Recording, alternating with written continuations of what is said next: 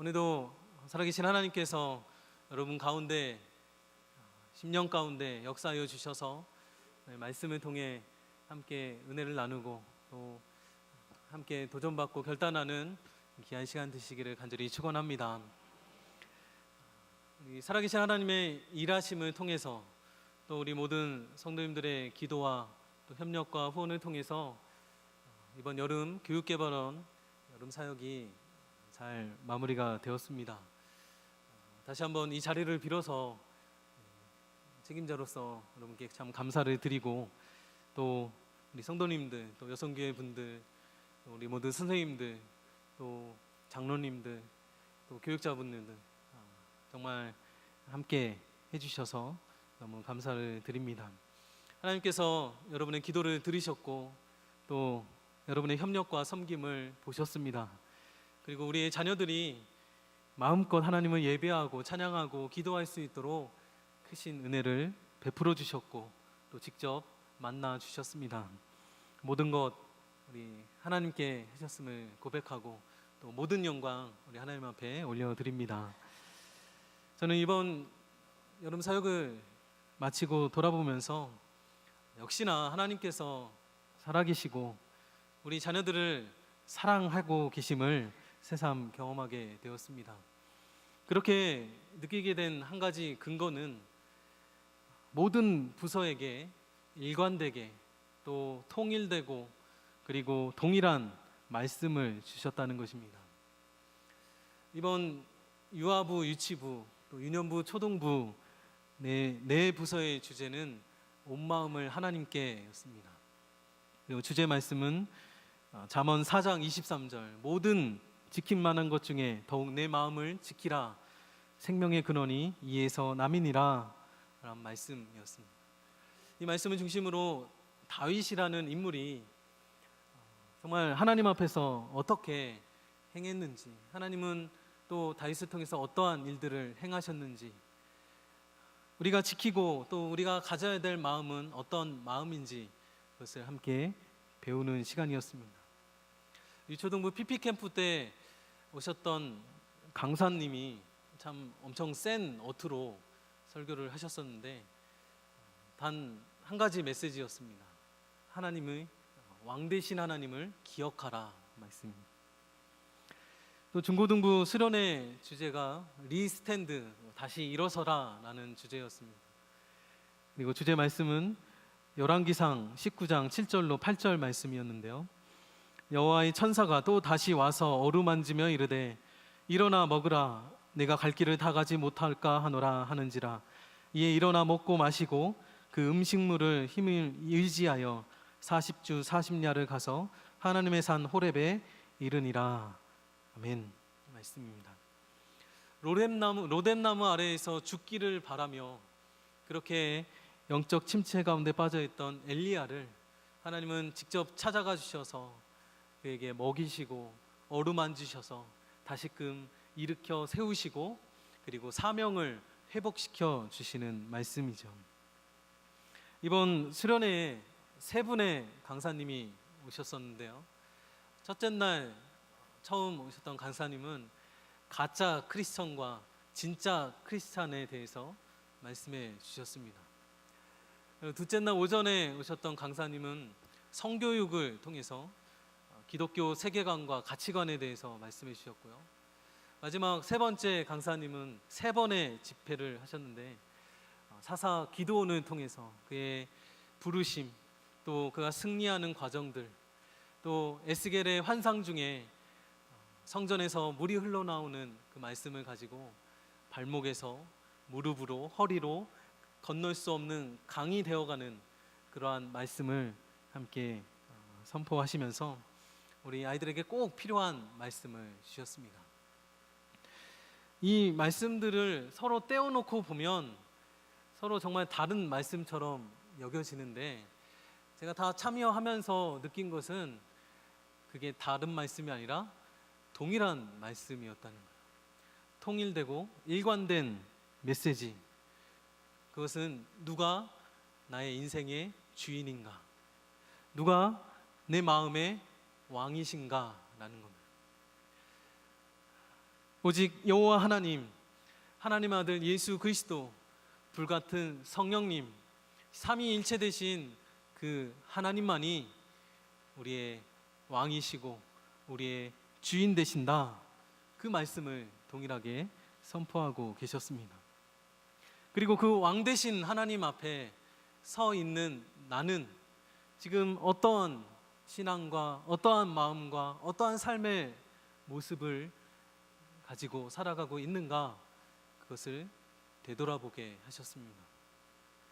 내 마음의 중심을 하나님께서 보고 계실 텐데, 그럴 때 정말 내 마음은 성결하고 깨끗한가? 죄를 짓고 상처나고 깨어난 이 상한 마음으로 하나님 앞에 나와서 회개하면서 치유함과 용서함을 받았는가?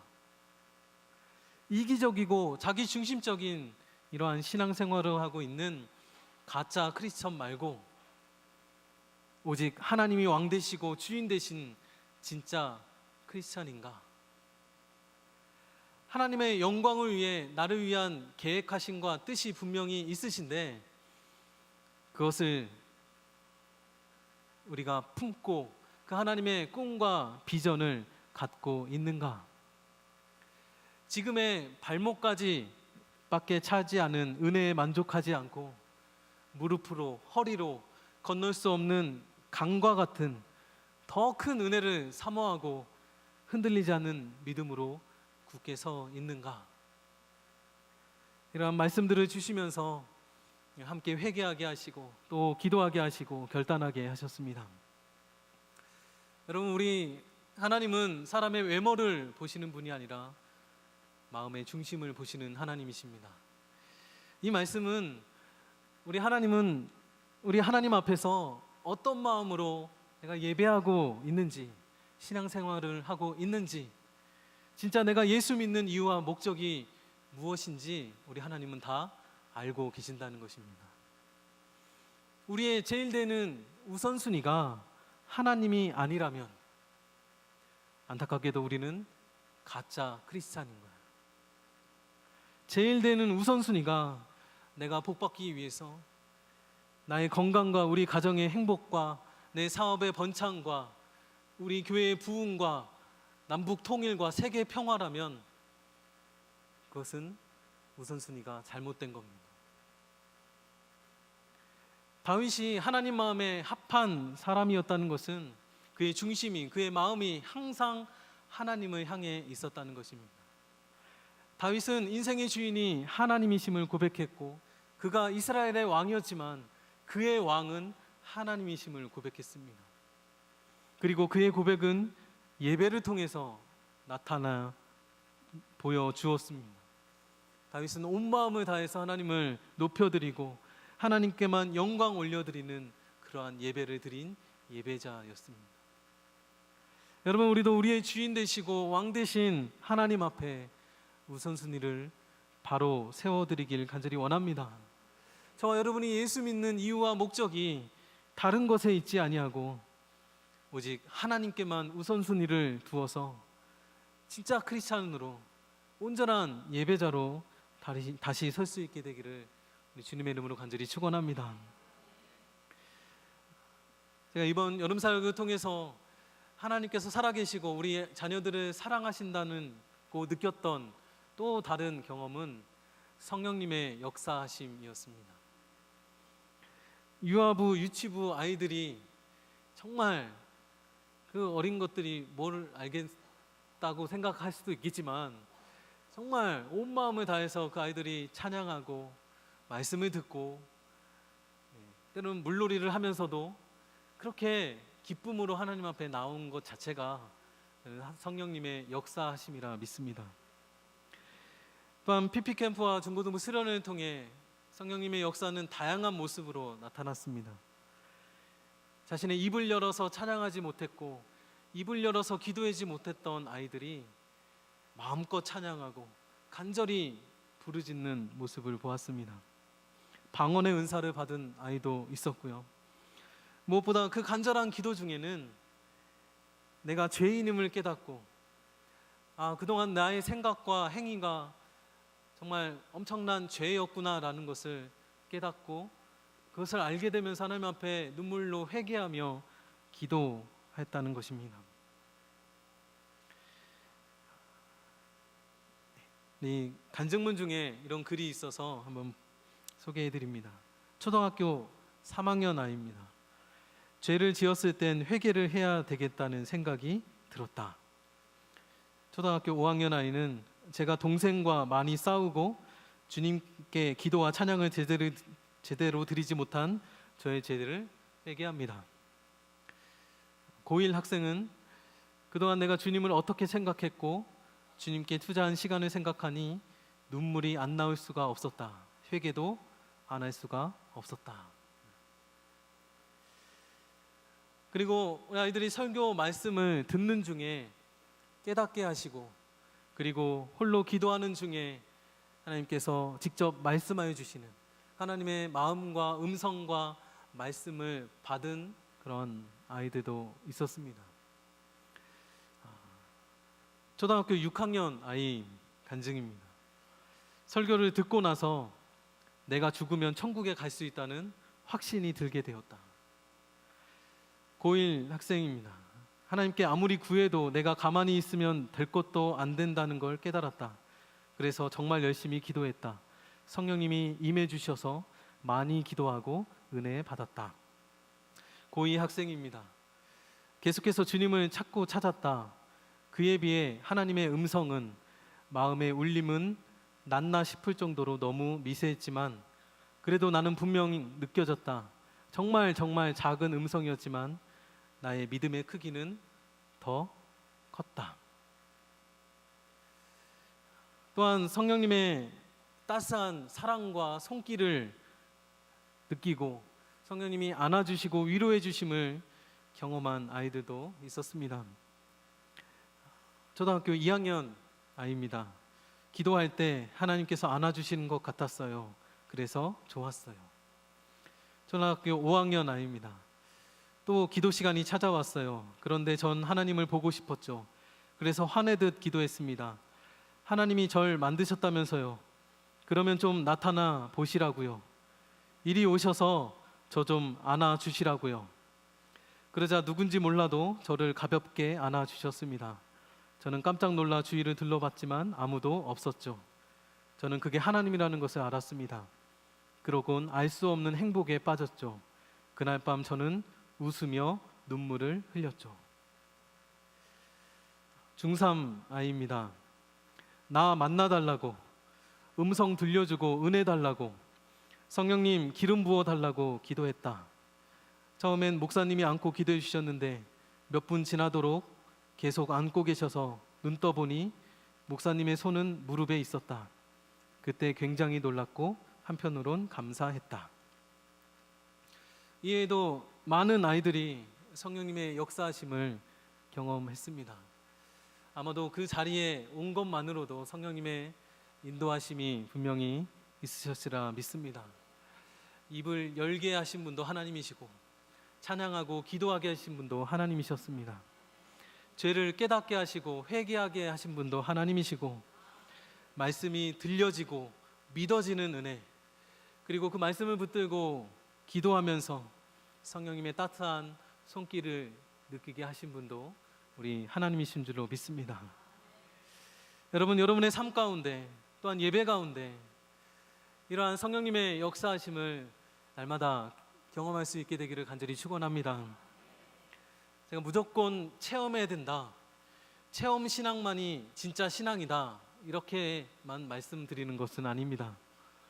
다만 우리가 갈급하고 또한 간절한 그 심령 위에, 때론 무미건조하고 메마른 그 심령 위에 우리 성령님께서 역사하여 주시면 신앙과 믿음이 성숙하고 성장하게 되고 또 확신과 열정이 다시금 되살아나고 나의 주저앉아 있던 그 영혼을 주님께서 깨워 일으켜 세워주시는 그런 강하신 하나님의 손길을 경험하게 될 줄로 믿습니다. 때로 고3 학생이 이런 간증을 했습니다. 조금이라도 내 중심에 성령님이 계시지 않는다면 바로 무너진다입니다. 저는 한날을 한날은커녕 한시라도 성령님이 도와주시지 않는다면 바로 무너질 수 있다는 것을 이번 수련회에서 확실히 느꼈습니다. 여러분, 우리도 마찬가지 아닌가요? 우리 아이들도 그렇고 저도 그렇고 여러분도 그렇고 우리가 수련회를 통해서 또 예배를 통해서 은혜를 충만하게 받았어도 우리가 성령님 안에 거하지 않으면 그 은혜가 한순간에 사라지는 것을 경험하게 됩니다. 다시 처음으로 은혜 받기 전의 모습으로 돌아가 버리고 마는 나 자신을 보면서 자책하기도 하고 절망하기도 하고 그렇습니다. 그런데 은혜가 충만했다가 다시 죄가 충만했다가 그러한 반복되는 삶을 우리만 살았던 게 아니더라고요. 오늘 본문에 로마서 본문에 나오는 사도 바울도 그렇게 고백을 합니다. 오늘 본문 로마서 7장 21절로 23절 말씀입니다. 우리 함께 공독하시겠습니다. 그러므로 내가 한 법을 깨달았노니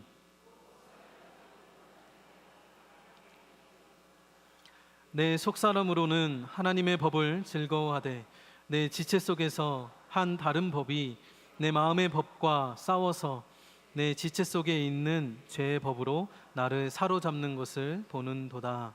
아멘. 나는 분명히 선을 행하길 원해요. 그래서 하나님께 받은 은혜도 있고 또 죄를 고백했더니 용서해 주셔서 참 감사한 마음도 있고 찬양도 정말 은혜로워서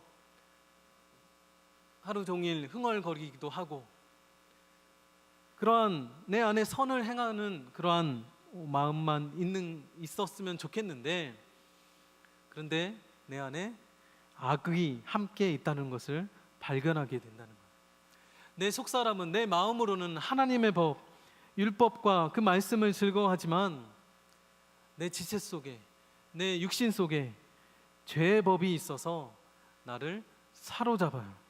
그래서 선을 행하지 않고 악을 행하게 만든다는 겁니다. 나를 구원해 주신 하나님이 계신지도 모르고 의심하게 되고 말씀을 들어도 나에게 주시는 말씀으로 들리지 않고 불평과 원망과 걱정과 근심에 사로잡히게 되는 나 자신을 발견하게 되더라는 거예요. 계속해서 내 안에서 영적인 전쟁이 벌어지는 거예요. 하나님의 법은 너는 이 선을 행해야 되고 이 선을 행해야 되고 그렇게 계속 말씀하고 계세요. 그런데 죄의 법은 너는 그 선한 행위를 할 수 없어 라고 계속 정죄하고 있는 거예요. 우리 안에서 지금도 벌어지고 있는 치열하게 이루어지고 있는 싸움입니다. 그런데 여러분 주로 어떤 법이 이겨요? 하나님의 법이 주로 이기시나요? 아니면 죄의 법이 이기시나요? 안타깝게도 죄의 법이 많이 이겨요. 로마서 7장 19절 말씀입니다. 내가 원하는 바 선은 행하지 아니하고 도리어 원하지 아니하는 바 악을 행하는도다. 하나님 법과 죄의 법이 계속 싸우다가 죄의 법이 이기니까 마음으로는 선을 행하고 싶지만 정작 행하고 있는 것은 악을 행하고 있더라는 거예요. 사도 바울도 이 하나님의 법을 지키려고 율법을 하나도 빠짐없이 지키려고 무단히 노력하고 시도했지만 완전히 실패했어요. 그는 자신이 수렁에 빠지는 것 같은 더 깊이 빠진다는 것을 알게 됩니다. 다시 말해서 그는 그 지체 안에 있는 죄의 법이 그것에 사로잡히고 속박당해서 자꾸 끌어 내려져서 결국엔 오라 나는 공고한 사람이로다 이 사망의 몸에서 누가 나를 건져내랴 그렇게 외칠 수밖에 없었다는 것입니다. 하지만 사도 바울은 그것으로 끝나지 않았습니다. 거기서 주저앉고 포기하면서 죄의 법에 끌려다니는 인생을 살지 않습니다. 적당히 타협하고 적당히 모른 척하고 적당히 포장해서 형식적이고 이기적인 신앙생활을 하지 않았다는 것입니다. 그 후에 그는 제3의 법이 있다는 것을 발견하게 됩니다. 앞서 말씀드렸듯이 두 가지 법이 있어요. 하나님의 법과 죄의 법. 하나는 거룩하고 의롭고 선한 하나님의 법이고, 또 하나는 우리 육신 안에 있는 죄의 법, 사망의 법입니다. 이것은 죄의 법은 원하는 선을 행하지 못하게 하고 원하지 않는 악을 행하게 하는 법입니다. 그런데 이 두 가지 법 말고 제3의 법이 있다는 것을 깨달았다는 거예요. 그것이 바로 그리스도 예수 안에 있는 생명의 성령의 법입니다. 오늘 본문의 로마서 8장 1절과 2절 말씀입니다. 우리 함께 봉독하시겠습니다. 그러므로 이제 그리스도 예수 안에 있는 자에게는 결코 정죄함이 없나니 이는 그리스도 예수 안에 있는 생명의 성령의 법이 죄와 사망의 법에서 너를 해방하였음이라. 아멘. 우리는 거룩하고 의롭고 선한 하나님의 법을 옳다고 인정하면서도 우리의 힘과 의지력의 한계 때문에 의를 이룰 수 없고, 우리의 육신의 연약함 때문에 의를 이룰 수 없지만 이 제3의 법은 이룰 수 있다라고 말씀합니다. 바로 그리스도 예수 안에 있는 생명의 성령의 법은 우리 안에서 그 의를 이룰 수 있는데, 로마서 8장 4절 말씀처럼 육신을 따르지 않고 그 영을 따라 행하는 우리에게 율법의 요구가 이루어지게 하려 하심이니라, 그렇게 말씀하는 거예요. 다시 정리해 보겠습니다. 우리가 한계에 부딪혔을 때, 내 의지로, 내 힘으로 말씀을 다 지키지 못하고 말씀대로 살지 못한다, 그 나의 무능함을 철저하게 깨달았을 때에, 이런 깨달음 속에서 그리스도 예수 안에 계신 그 성령을 의지하면, 그리고 우리의 모든 생각과 목적과 나의 욕구와 애착을 그 성령님께 다 맡겨버리고 성령님을 따라서 행하게 되면, 그러면 성령님께서는 나를 붙드시고 그 통제력을 가지시고 우리를 우리 안에 거하는 죄의 법에서부터 해방시켜 주신다는 것입니다. 그래서 그분은 우리의 삶을 항상 거룩하고 성결한 삶으로, 하나님의 뜻에 맞는 삶으로 만들어 가십니다. 날마다, 시간마다, 순간마다 성령님께서 우리 안에서 역사하시기 때문에 우리가 죄를 이기고 승리할 수 있게 하신다는 겁니다. 여러분, 내가 하는 것이 아니라 성령님이 하시는 거예요. 내가 죄를 이겨야지, 내가 죄를 짓지 말아야지, 이렇게 노력하는 것이 아니라 성령님이 우리 안에서 역사하시면 자연스럽게, 당연하게 죄를 이기게 된다는 것입니다. 여러분, 근데 어느 날 예수를 믿는다 그렇게 고백하는 많은 그리스도인들이, 우리 앞서서 사도 바울이 고민하고 그렇게 살았던, 그렇게 묘사한 삶을 아직도 살아가고 있습니다. 날마다 영적 전쟁에서 지는 삶을 사는 거죠. 하루를 돌아보면서 오늘 하루 내가 어떻게 살았나 돌아보면, 오라 나는 공고한 사람이로다, 이 사망의 몸에서 누가 나를 건져내랴, 그렇게 자책하고 외칠 수밖에 없는 그러한 삶을 살더라는 겁니다. 어쩌면 이것이 일상이 돼버려서 이것이 그리스도인의 정상적인 삶이라고 착각할 수도 있겠습니다. 그러나 사도 바울에 따르면 이것은 성령이 오셨을 때의 삶이 아니라 하나님의 법, 율법이 왔을 때의 삶입니다. 그러니까 아직 성령님을 경험하지 못하고, 아직 성령으로 거듭나지 못하고, 성령 충만하지 못한, 아직 구약의 율법에 얽매여 있던 그 삶의 모습이라는 거예요. 그 율법으로는 우리가 의롭게 될 수 없고, 그 율법으로는 우리가 성령 충만한 삶을 살 수 없는데, 성령님이 우리 안에 오셔서 역사하시면, 성령님이 오셨을 때의 그 삶은 이제 모든 것으로부터 자유한 그런 삶을 살 수 있다라는 것입니다. 로마서 7장 14절 말씀입니다. 우리가 율법은 신령한 줄 알거니와 나는 육신에 속하여 죄 아래 팔렸도다. 사도 바울이 앞서 말한 그리스도인의 패배적인 삶, 죄의 법에 늘 지는 삶은 육신에 속해서 죄 아래 팔린 삶이라고 표현합니다. 이것은 누가 봐도 정상적인 그리스도인의 삶의 모습이 아니죠. 그럼 우리가 어떻게 하면 이 육신 안에, 죄의 법 아래에 있지 않고 성령 안에 있을 수 있을까요? 로마서 8장 9절 말씀입니다. 우리 함께 봉독하시겠습니다. 만일 너희 속에 하나님의 영이 거하시면 영이 있나니 누구든지 그리스도의 영이 없으면 그리스도의 사람이 아니라. 아멘. 이것은 하나님께서 저와 여러분에게 정말 원하시는 삶이며, 그리고 저와 여러분에게 불가능한 삶도 아닙니다. 가능한 삶입니다. 이 삶에서는 그 율법, 하나님이 주시는 계명을 우리가 순종하여 지킬 수 있고요, 성령님께서 우리에게 찾아오셔서 순종하게 하시고 또 죄와 사망의 법을 온전히 이길 수 있게 하십니다. 이것이 성령 안에서의 삶입니다. 이 삶은 성령께서 하나님의 법을 지킬 수 있는 힘을 우리에게 주십니다. 이 삶에서 우리에게는 여전히 육신을 갖고 살아가지만 우리는 육신에 얽매이는 삶을 살지 않기 때문에 죄를 벗어난 자유한 삶을 살게 됩니다. 이 삶은 로마서 8장 13절 말씀처럼 영으로서 몸의 행실을 죽이는 삶입니다.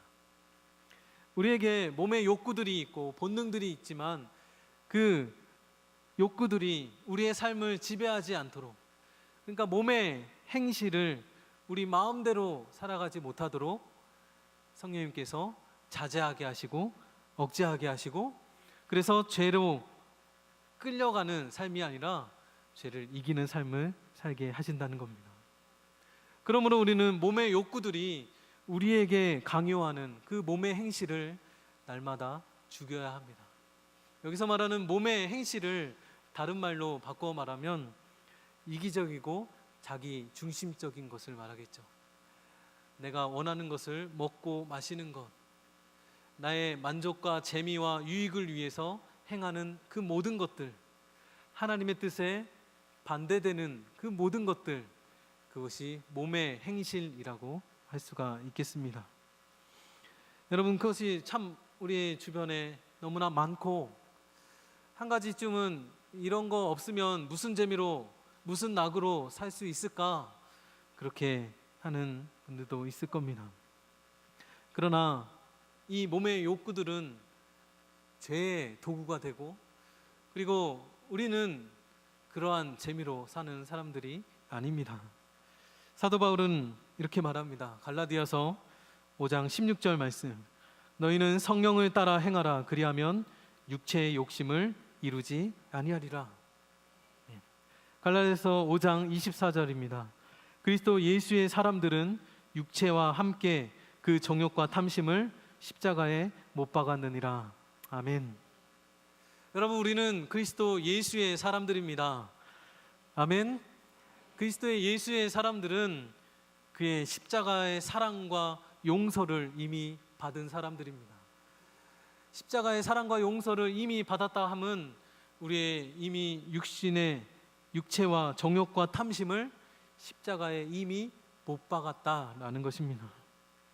그러므로 우리 몸이 요구하는 그러한 몸의 행실을 죽이는 삶은 그분의 십자가의 사랑과 용서를 받은 사람이라면 마땅히 살아야 하는 삶이고, 또 그 십자가의 사랑과 그 은혜가 감사함으로 받아들인 사람은 마땅히 그렇게 살 수밖에 없는 삶인 것입니다. 여러분, 게다가 우리의 육신을 성령의 능력 아래에다가 두면 우리에게는 날마다 육신과 죄를 이기는 특권을 갖게 됩니다. 그러나 이 승리는 앞서서 말씀드린 것처럼 우리의 자신에게서 오는 것도 아니고 우리의 힘으로 할 수 있는 것도 아닙니다. 우리의 승리는 우리 안에 거하시는 성령의 능력에서만 나오게 됩니다. 만약 하나님의 영이 우리를 떠나시면 그래서 우리가 혼자 남겨진다면 우리는 온전히 완전히 무력해질 수밖에 없을 것입니다. 그러므로 지속적으로 한날 한시도 성령님과 떨어지지 않고, 그래서 영적인 승리를 거둘 수 있는 비결, 당연히 항상 성령 안에서 살며 성령 안에서 행하는 것뿐입니다.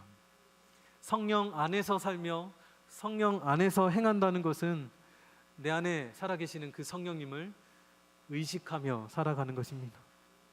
내 안에 거하시는 성령님은 그저 가만히 계시는 분이 아닙니다.